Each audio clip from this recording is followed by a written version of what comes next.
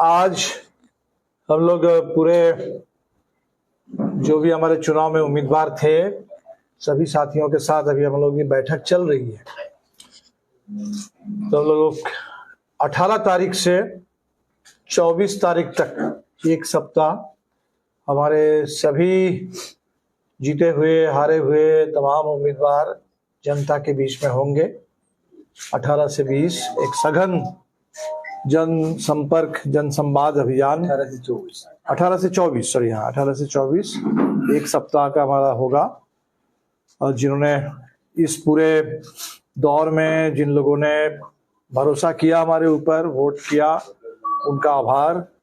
बाकी भी जहां वोट नहीं भी मिला उनसे भी हम लोग सुनना समझना चाहेंगे। और कुल मिलाकर के जो बिहार में परिणाम आया, इस परिणाम के बारे में भी लोग क्या सोच रहे हैं, समझ रहे हैं, इस पर भी जनता से हम लोग संवाद करेंगे। और इसके बाद 28 से 30 नवंबर 3 दिन पार्टी की केंद्रीय कमेटी की बैठक होगी पटना में, और 1 दिसंबर को राज्य कमेटी की बैठक होगी। तो आगे ये बैठकों का सिलसिला चलेगा। जहां तक हमारे एक तरीके से इनिशियल आप कहेंगे कि चुनाव परिणाम को लेकर के, तो हमें तो बिल्कुल ये ऐसे परिणाम की उम्मीद नहीं थी, बिल्कुल उम्मीद से परे और काफी हद तक समझ से भी परे। इस परिणाम को समझना भी बहुत कठिन है। तो इसलिए हमने कहा कि unnatural, unexpected and unnatural outcome. अब कुछ चीजें हैं जो साफ चुनाव के दौर में भी दिखी है और अभी भी समझ में आ रही है, दिख रही है। एक तो जाहिर सी बात है एसआईआर ने बड़े तौर पर पहली बार देश में एक ऐसा चुनाव हुआ जहां चुनाव से ठीक पहले एक एसआईआर के जरिए पूरे मतदाता सूची को उसमें संशोधन किया गया। मैंने एक तरीके से नए सिरे से मतदाता सूची तैयार की गई, और जिसके चलते करीब 70 लाख लोगों के नाम कटे।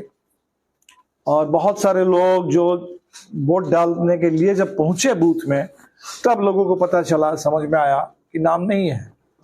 तो 70 लाख लोगों का नाम किसी एक चुनाव में कट जाना, ये कोई मामूली बात तो है नहीं।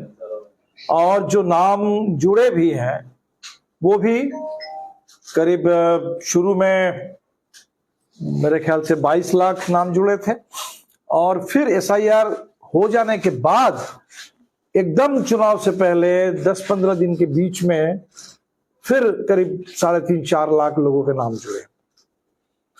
तो ये सब कुछ काफी चौंकाने वाला, और तो इसका एक असर तो दिखा पूरे चुनाव में। दूसरा, जिस तरीके से पैसे चुनाव से ठीक पहले, तब तक चुनाव की घोषणा नहीं हुई जब तक सरकार ने अपनी सारी योजनाओं के बारे में अचानक घोषणा नहीं कर दी। और चुनाव होगा ठीक पहले ये घोषणा होगी कि 10,000 रुपए हर जीविका से जुड़े महिलाओं के खाते में दिया जाएगा, और वो पैसा चलता रहा। इधर चुनाव भी हो रहा था और पैसे भी बांटे जा रहे थे।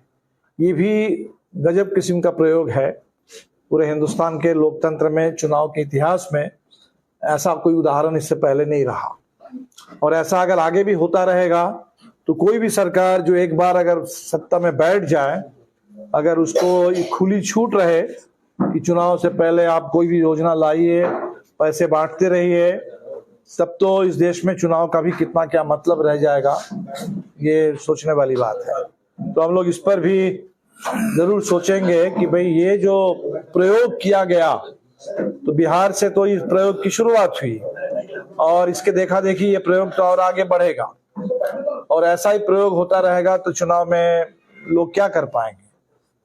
जिसको कहा जाता है लेवल प्लेइंग फील्ड। एक कहीं सत्ता में बैठ करके कुछ कर रहे हैं और बाकी लोग विपक्ष में है, तो विपक्ष वाले क्या कर लेंगे जब सत्ता में बैठ करके 30,000 करोड़ बांटने की 3 करोड़ या 4 करोड़ लोगों के बीच में 30 दिन के अंदर इतने पैसे बांटने की खुली छूट होगी, तब क्या होगा। इसीलिए ये सब बातें बिल्कुल अपनी जगह पर है। फिर भी हमने देखा कि हमें वोटों में हमारी कोई गिरावट नहीं है। हम लोगों को 14 लाख से ज़्यादा कुछ वोट मिले, लेकिन जो हमारा सिस्टम है, इस सिस्टम में वोट और सीट में अक्सर कोई आपको सीधा रिश्ता ही नहीं दिखेगा। तो इस जो first past the post system है, इस सिस्टम की ये विडंबना है, इसकी अपनी विसंगति है कि कभी आप कम वोट ला करके भी ज्यादा सीट जीत जाते हैं और कभी ज्यादा वोट ला करके भी आप सीट हार जाते हैं। तो ये हुआ पूरे बिहार में, सब लोग देख रहे हैं। राष्ट्रीय जनता दल के पास सबसे ज्यादा वोट शेयर है 23%, लेकिन सीटें हैं सिर्फ 25, और हमारे पास भी 3% करीब वोट है, लेकिन सीट जो है वो 10%, एक तरीके से बहुत कम सीट हमको मिली। मैंने 243 में 2, मतलब उसको कितना कहेंगे, 1% से भी कम, 2.4 1% होता है। तो हमें 3% वोट है और 1% के इर्द गिर्द सीट है।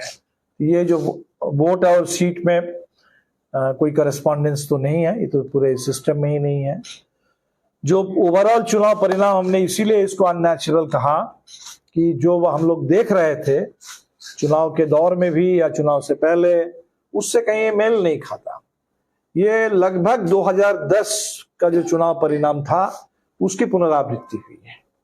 फर्क कितना है कि 2010 में ये गठबंधन नहीं था जो इस बार था। उस बार राजद अलग, कांग्रेस अलग, माले अलग, हम लोग अलग लड़ रहे थे। लेकिन वो जो दौर था वो नीतीश कुमार जी के उभार का दौर था, और उभार के दौर में जो 200 पार का आंकड़ा था वो अभी बिल्कुल किसी तरह लुढ़कती हुई एक सरकार, किसी तरह संभलते हुए ऐसी एक सरकार को जाते जाते इतना बहुमत मिला, ये तो इसीलिए हमने कहा कि समझ से परे है और ये शोध का विषय है, शोध का विषय है। और हम लोग भी अपने, आप लोग भी करेंगे, हम लोग भी अपने स्तर पर निश्चित तौर पर इस पर और करेंगे। लेकिन एक बात जरूर है, 14 लाख लोग जिन्होंने इस पूरे दौर में वोट दिया है माले को, निश्चित तौर पर उनके प्रति आभार। और मैं समझता हूं कि इस पूरे दौर में 14 लाख में 7 लाख महिलाओं ने भी वोट डाला होगा हमारे लिए। तो निश्चित तौर पर जहां 10,000 रुपए और इतने सारे पैसे, उसका इतना दबाव, SIR का इतना दबाव, ये सारे दबाव को ठुकराते हुए जिन लोगों ने माले पर भरोसा जताया, निश्चित तौर पर उनके लिए हम उनके प्रति शुक्रगुजार हैं और उनको सलाम करते हैं। पूरे इंडिया गठबंधन के साथ जो लोग खड़े रहे, उन सबके लिए हमारे सहयोगी दल, उनके तमाम कार्यकर्ता, नेता, जिन लोगों ने भी इस पूरे चुनाव अभियान में सक्रिय हिस्सा लिया, सबके लिए हमारी हम शुक्रिया अदा करेंगे। उन सबका आभार और जनता का भी आभार।